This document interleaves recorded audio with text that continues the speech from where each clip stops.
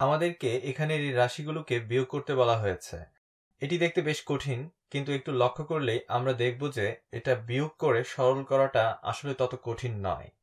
শুরুতে আমার আছে 4 গুণ 81 x এর সূচক 5 এর চতুর্থ মূল, এবং তা থেকে আমি 2 গুণ 81 x এর সূচক 5 এর চতুর্থ মূল বিয়োগ করব।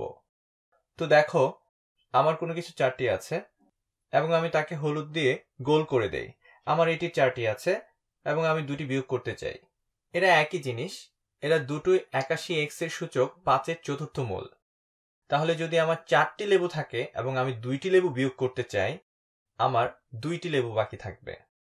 অথবা আমার কাছে যদি এই জিনিসটা 4টি থাকে এবং আমি 2টি জিনিস নিয়ে যাই, আমার এই 2টি জিনিস বাকি থাকবে। তাহলে এই রাশিগুলো সরল হয়ে হয় 2 গুণ 81 x এর সূচক 5 এর চতুর্থ মূল। এবং আমি শুধু সহগগুলোকে বিয়োগ করে 2 পেয়েছি। 4টি বিয়োগ 2টি সমান 2টি, এবং তারপর আমাদের আছে বিয়োগ x এর সূচক 3 এর বর্গমূল। এখন আমরা চেষ্টা করব মূল চিহ্নের ভেতরে যা আছে তাকে সরল করতে। এখানে এই উদাহরণে এটা চতুর্থ মূল এবং এখানে বর্গমূল। প্রথমে দেখি 81কে কোনো কিছুর সূচক 4 হিসেবে প্রকাশ করা যায় কিনা, বা অন্তত একে উৎপাদক করে কোনো কিছুর সূচক 4 পাওয়া যায় কিনা। তাহলে 81 আমরা যদি মৌলিক উৎপাদককে বিশ্লেষণ করি তাহলে 3 গুণ 27, আর 27 হলো 3 গুণ 9, আর 9 হলো 3 গুণ 3। তো 81 হলো 3 গুণ 3 গুণ 3 গুণ 3। তাহলে 81 হলো 3 এর সূচক 4, এবং এটা আমাদের কাজে লাগবে কারণ আমরা এটা চতুর্থ মূল নিতে যাচ্ছি। এবং এরপর x এর সূচক 5কে গুণফল আকারে লিখি। আমি এখানে গুছিয়ে লিখি এটা। তো আমি মূলের ভেতরে যা আছে সেটা লিখি। 3 এর সূচক 4 গুণ x এর সূচক 4 গুণ x, এটা হলো x এর সূচক 5, এবং আমি এই পুরোটার চতুর্থ মূল নিচ্ছি, এবং পুরোটার চতুর্থ মূল নেওয়া অর্থ হলো এটার চতুর্থ মূল নেয়া। আচ্ছা, আমি ধাপে ধাপে করি। তাহলে এখানে এটা পুরোটার চতুর্থ মূল নিচ্ছি এবং সামনে একটি 2 আছে। তারপর x এর ঘনকে লেখা যায় x এর বর্গ গুণ x আকারে।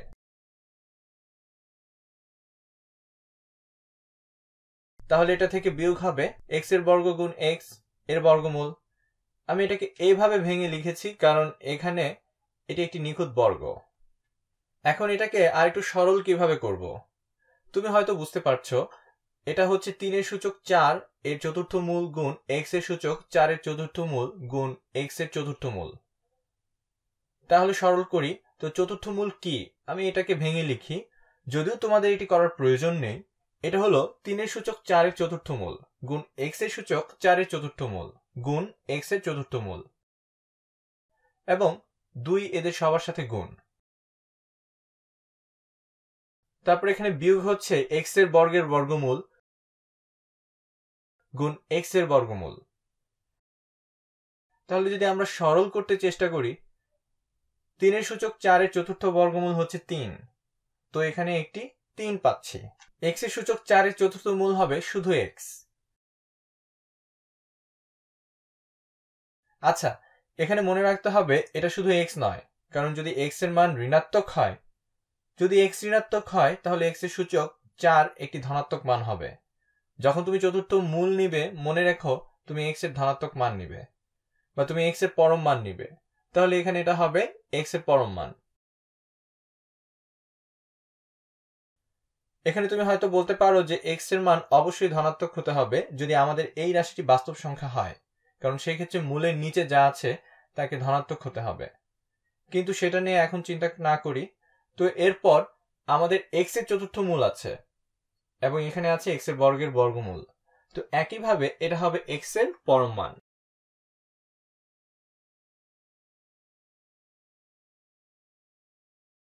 এবং এটি শুধু x এর বর্গমূল। তাহলে সবগুলোকে গুণ করি। আমাদের 2 গুণ 3 গুণ x এর পরম মান আছে।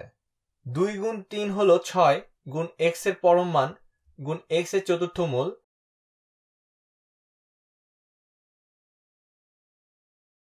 বিয়োগ x এর পরম মান গুণ x এর বর্গমূল। এবং আমরা আর বিয়োগ করতে পারবো না, কারণ এখানে এটি হলো চতুর্থ মূল এবং এখানে এটা হলো বর্গমূল।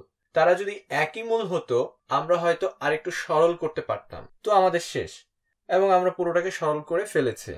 এবং এখানে যদি আমরা বাস্তব সংখ্যা নিয়ে কাজ করছি বলে ধরে নিই, তাহলে এখানের এই ডোমেইনটি মূলের ভেতরের এই সবগুলোকে ধনাত্মক হতে হবে। এবং তারা যদি ধনাত্মক হয় তার অর্থ হচ্ছে আমরা কাল্পনিক সংখ্যা নিয়ে কাজ করছি না, অর্থাৎ এরা সবাই ধনাত্মক হবে। সুতরাং তাদের ডোমেইন x কে 0 এর চেয়ে বড় বা সমান হতে হবে। তাই সেক্ষেত্রে তখন তুমি x এর পরম মানকে x ধরতে পারবে, কিন্তু এখানে আমি এটাকে এভাবেই রাখছি। যদি তুমি ডোমেইনকে সীমাবদ্ধ করে দাও তাহলে পরম মান চিহ্ন বাদ দিতে পারো।